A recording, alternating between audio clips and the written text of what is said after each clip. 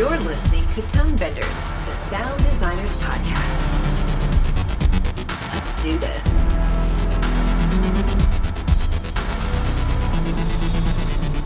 Hey everybody, welcome to Tonebenders. My name is Tim and I will be your host for today. I'm really excited because today we'll be talking about the recent documentary film, Fathom. If you were to listen to all of the whales around the world at the same time, most of those sounds would be calls. Sometimes they occur in series that change order. Sometimes they occur one by one.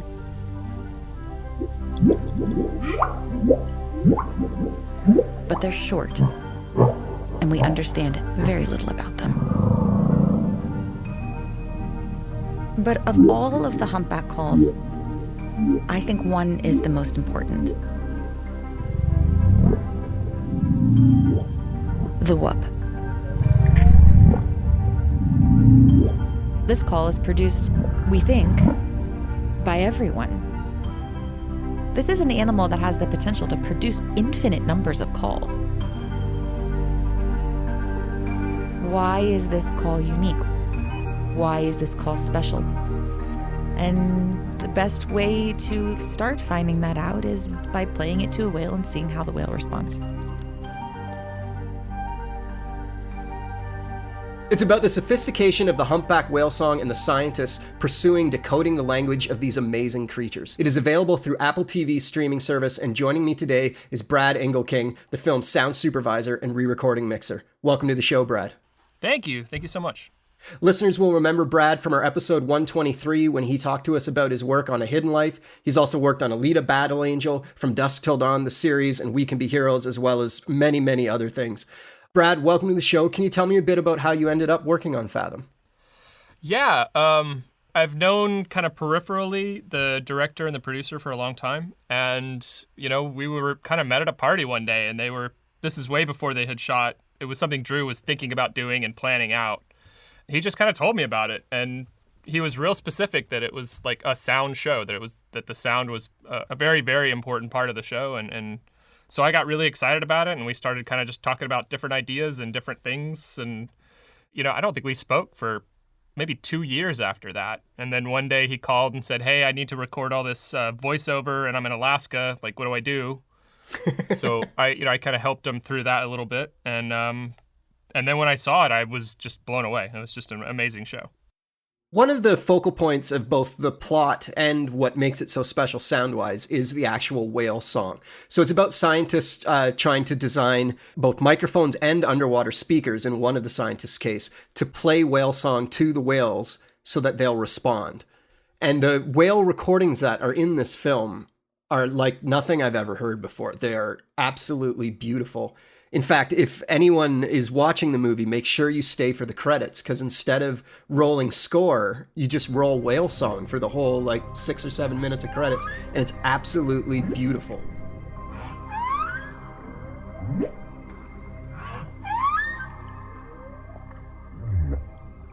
What were the whale song like when it got into your hands? Did you have to do a ton of cleanup, or what? Tell me the story of the whale song here. Working hand in hand with me and with Drew, we had Nick Ryan, who did a lot of the whale stuff on the show. There's lots of water noise and swishing and bouncing around and stuff. So he had to take that and clean it all up, which was a pretty monumental task, and doing it in a way that doesn't ruin it, So the whale recording is actually probably, at least to me, the most interesting part about it. A lot of the stuff was actually recorded in quad.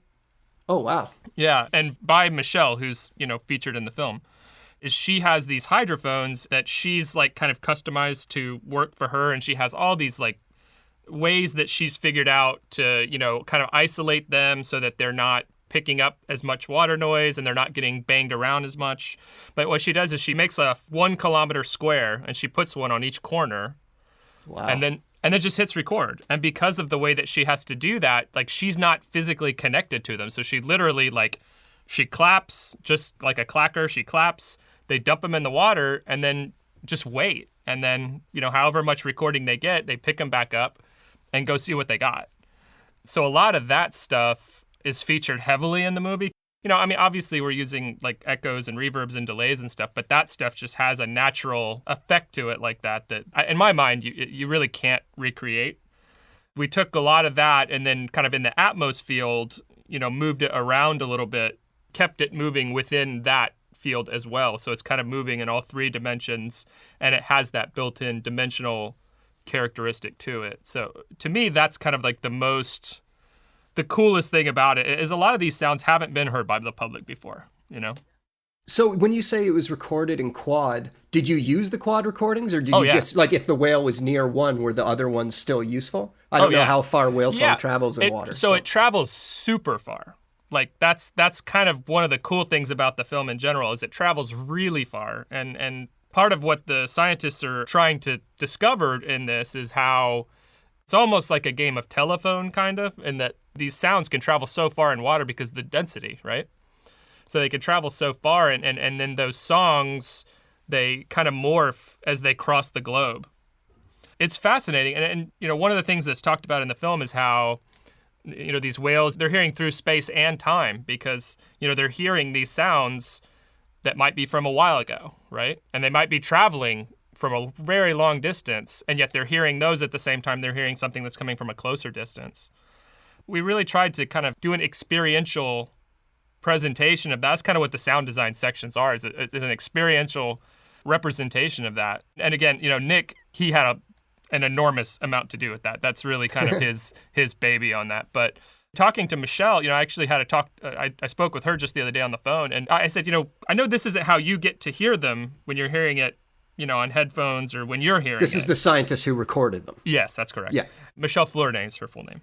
And I just said, does it feel inauthentic to hear it that way, or how does that feel? And she said, no, it's cool because I can hear it kind of the way that a whale more would hear it without removing the veil of the microphone and the technology of that. And I said, well, do you ever do it that way? She said, no, I don't ever want to remove anything. Like, I would rather have the absolutely, with all its flaws, because maybe there's something in there that we would have removed that we would have missed. So it's kind of like when you have a vintage recording and you want to capture it with all its flaws and maybe master it later, right? But I think the whale stuff is just, I'm also fascinated by it. So you mentioned earlier that you added some delay and reverb and stuff. Can you talk me through that process? Like, because you're trying to place it in an underwater environment, even though the camera doesn't really go into that underwater environment in the film. That's right. Nick is based in London. He has Ben Baird, who does a lot of sound effects mixing for him. And those guys kind of did an initial premix on the effects. So, it came to me placed in mostly with reverb, actually. And then, we took it and, once we put it in with the music, we changed stuff around a little bit and polished it a little bit. There's a fair amount of delay. I don't recall exactly what we were using, but it was long delays. And then we would, again, in the Atmos field, kind of bounce that off different places in the room based on the whales in the left. We would bounce it off the rear right and the upper right and stuff like that. That was the idea. Well, it sounds beautiful. It's arresting how cool it sounds. You're not expecting, I've never heard anything, at least that comes across as authentic, that's that clean and full and beautiful. It really took me off guard when I first heard it. It's impressive. Yeah. One of the things about that I really, we're going to talk about the whales the whole time, and that's what we should be talking about. Yeah, that's no problem. One of the things that's cool to me about it is some of the whale calls, particularly the ones that are kind of alone in space, where you just hear like one very specific call. Some of those have a lot of passion and a lot of feeling to them, and you can't hear them without saying like, wow, like that creates an emotion just on its own. And whether or not that's the emotion the whale's feeling, who's to say? Yeah. But there's a few of them where we would play it and you just like, your heart would just be like, oh my God, There's one in particular in the brain sequence when they're talking about how their brains are specifically wired to, use sound really to navigate and to do that's their big sense, right? And there's this one that just sounds like the sound a mother would make as she's holding her dead baby. It's just rips your heart out when you hear it. And and Drew, the director, Drew Xanthopoulos, he was keyed into all that, and he knew more or less exactly which ones he wanted where and how they should, because, he lived with them for a long, long time. So you mentioned the brain scan sequence. There's a sequence in the film that kind of becomes almost like an art film where a light is being represented with the whale song at the same time. How did that come together? Did the audio come first or second in that? So the audio came first. Nick mocked that up, and then they set it to visual effects, and visual effects did it. And then when we got it back in the mix, we actually kind of thinned it out a little bit so that it was like a little more specific, and it would bounce using the sound field and the screen channels and stuff, that it would bounce off of where you see it. And the spatial mix, that's even cooler. It's really neat, and the spatial mix on Apple Plus. I'm sure, yeah. Yeah. So what kind of library did you get for this film? Like, were they cutting in whale during the picture edit, or were you just given a giant library and said, go at it? It's some combination thereof. The edit process was long. Putting those things in place, I think, was kind of a two-way conversation. I don't think Drew knew he wanted a sound here, I think, but it wasn't like, it was like, here's my placeholder sounds and let's build upon that. And, of course, sometimes we went back to that, and sometimes Nick had all this beautiful stuff prepared, so regularly we're kind of going with that. It's a small film, and I mean that as a compliment, in that you don't feel like at any point like there's a huge crew around the scientists. You don't really see the crew, but I'm assuming that, large sections of the movie take place on very small boats, so there couldn't have been 5 or 6 people of a film crew. So was the tracks, the dialogue you got, what kind of shape were they in? Drew, the director, he's the crew. There is no other crew. There was no other sound, and it was all 416 attached to the camera. There's no lavalier. There's nothing. So that's always fun when it starts from that. But the advantage you have is, especially in the Alaska section, it's the environment would be pretty silent. You would think. Oh, I would think. Okay, tell me more. Well, I mean, there's offshore rigs, there's boats in the distance. Obviously, none of it was not fixable, but it was a challenge because in the Alaska section in particular, the direction was his vision of what he saw while he was there, and the scientists' version of how they saw and felt it, right? He said, hey, man, it's quiet. It's really, really quiet. And then, of course, I get the production tracks in it. It's not. And, the production tracks aren't quiet, I should say. Bringing the production, background noise to a level where we could create this, moving ambient space without it just kind of all locking to the noise that's coming out of the center channel. That was a challenge for sure. And actually, besides the obvious, the cool sound design stuff, like I'm really pleased with the way the Alaska on the dinghy, it's very, very quiet, but there's a lot of movement to the track, and you can feel that. Definitely. If you have the opportunity to hear the Atmos or the spatial on Apple Plus or something, it's got a lot of cool movement without being loud. Cool. Well, I found myself trying to find their lapels while I was watching the film at some point. So you did a good enough job that I was wondering, like, how do they do this? It's so clean. And wind must have been an issue too, because especially the other scientist that's in Bali, is it? French Polynesia. French Polynesia, sorry.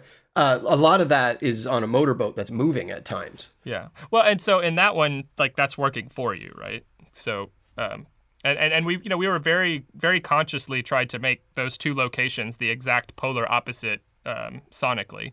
Visually, they're polar opposite. Right. One's the paradise, the other one's very desolate. Yeah, and dynamically, it's the same. Mm-hmm. So there's lots of there's tons of movement, tons of just volume in the backgrounds and ambiances and stuff that are happening around that, which helped because those were the production tracks. They had their own challenges as well.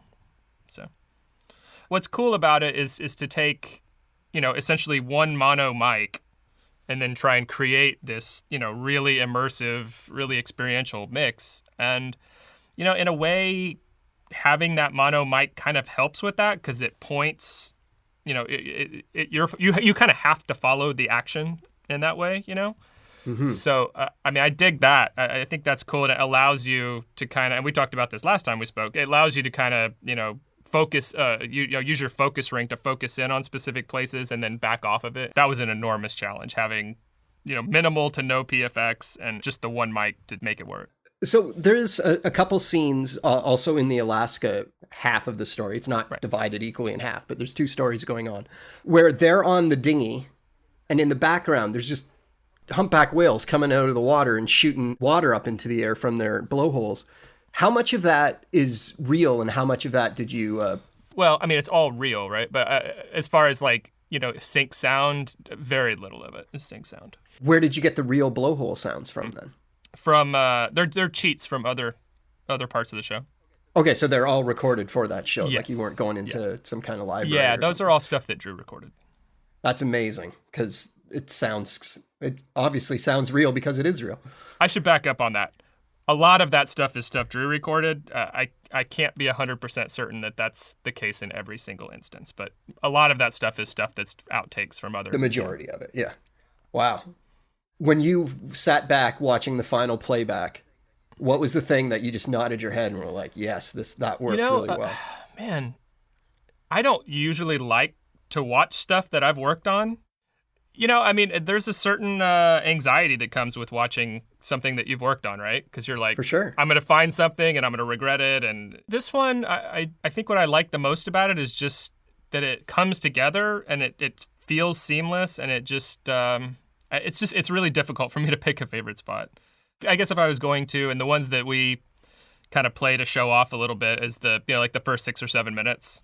Just because it's impressive sound design and with all the Atmos stuff that's happening. Do you want to just describe what you did in the first 6 or 7 minutes? I mean, it starts out with just like a rumble, and the rumble kind of moves a little bit around the room just so that it's not flat, so it kind of moves around the room a little bit.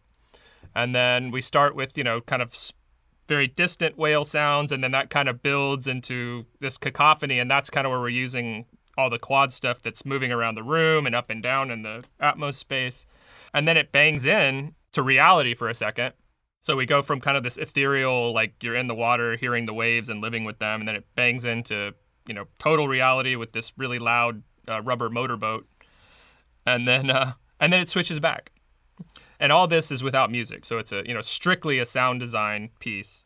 There's a little bit of voiceover, and then we go from that into kind of a music and sound design collage, or whatever you want to call it.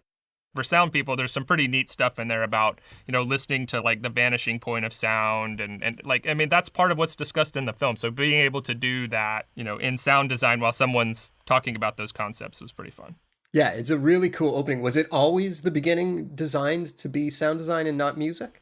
Yeah, that was the plan from the beginning. And nice. And Drew, to his credit, he gave Nick and I a lot of leeway, and I remember the first couple weeks that I was, kind of getting my mix together once we had all the sound design and all the stuff. And at one point, I was like, man, I think I might be taking this way too far, because like I shouldn't be enjoying this as much as I am. So I called Drew. He lives in Montana, and I called Drew and I just said, hey man, like, here's what I'm doing. Like, is it cool if I just go all the way? And he was like, yeah, absolutely. Make it your mix, and then we'll check it out when I get there. And he was all for it. So, it's cool to be able to at least present your idea and your thing. And I mean, obviously there were changes, but I think he dug it, So one thing I hate is sending out a stereo mix, a stereo crash down of my mix, because I don't want that to be the first way somebody hears it, because I don't know what they're listening on. I don't, there's just too many things I don't control. And for the most part, we didn't do that with Drew. So he showed up, heard it in Atmos for the first time after hearing a mono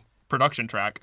It blew his mind a little bit. And that's kind of what we're supposed to do, right? Like, it's like, oh my God, exactly, like, that's my film. So I don't know, to make a long answer to a short question, but especially with the Atmos stuff, I think that you can kind of, you take this film that is good and has a great story and has passion and has all that. And like what we do is like, take a polishing and just sit there and polish that stone and polish it and polish it. Everything becomes clearer. The fog that's sitting on the movie screen starts to dissipate, and you go from being a passive watcher to engaged, Wow, So. That's awesome. That's a great way to put it. The more and more that we're doing Atmos for home theater, I really feel like it's a format that really lends itself to the future of sound. I mean, I think a lot of people are like, well, my film is probably never going to screen in Atmos, so what's the point? Particularly with Apple Plus and them promoting all the spatial stuff, I just feel like, there's almost no reason not to start a film now and just make everything at least, native Atmos, whether it plays theatrically that way or not, because there's just so many things that the format is capable of doing, and that it's capable of doing in the future. When in version 3 or 4 or 5 or whatever it is. So for me, like anything I start, we're having conversations with independent films now and saying, hey, there's no reason not to do this really, because if you get picked up by a streamer, they're gonna want it. Netflix all but demands it, and they should, and so does Apple Plus, and so does Amazon now. And to me, having to go back, which I've had that experience in the last 6 months too, where we mixed a film and then it was picked up and then we had to go back and put it into Atmos. It's so much less effort to just do it. If it never gets used, it still exists, right? Like that format still exists. And I just think the world of it. The more I use it and the more I'm getting into it, the more I really, really think that there's just no reason not to do stuff that way. And to be honest, I don't know that I would have done this film that way or pushed for it without being pushed a little bit from Apple.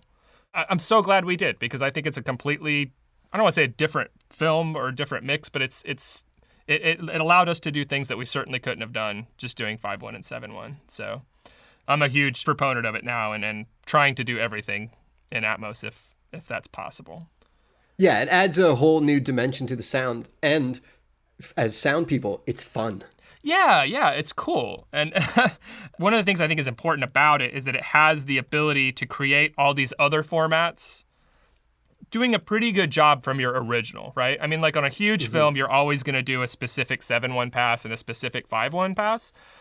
But I think having a single file that can do all of that is important, because, having been around long enough to see other people make mistakes and transfer and do things wrong, this way, all that metadata is saved. It's crashing down the mix the way I want it to crash it down. And I just think that's important. And I think that moving forward, as the technology changes and stuff, it just gives us as the creatives the opportunity to have more say in the way it plays downstream. Not all the say, sure. but more, at least. More, yeah definitely. Yeah. No, man, it was a cool film. It was fun.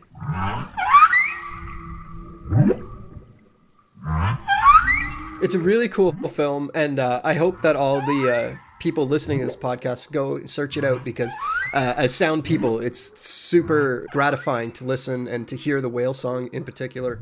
It was a real moving experience for me. Thank you for all the hard work you did on it, and we'll have you back on again soon, hopefully. Thanks, man. It's a ton of fun. I had a lot of fun last time, and this has been fun too.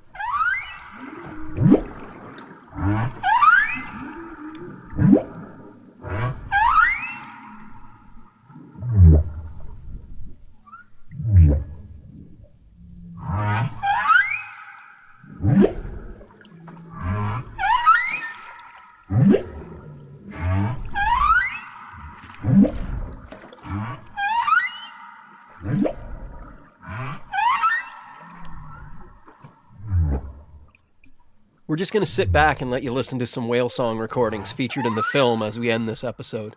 They are both beautiful and haunting. Before we wrap up, I would like to send a big thanks to David D'Agostino, who volunteered to edit and mix this episode. You can see what David has been up to in the sound design world at pixelpenguin.ca.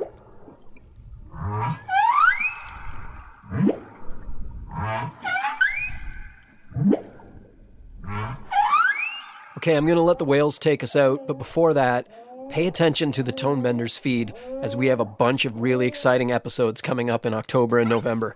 I can't wait for you all to hear them. My name's Tim Muirhead, and for Brad Engleking and the Alaskan humpback whales, thanks for listening.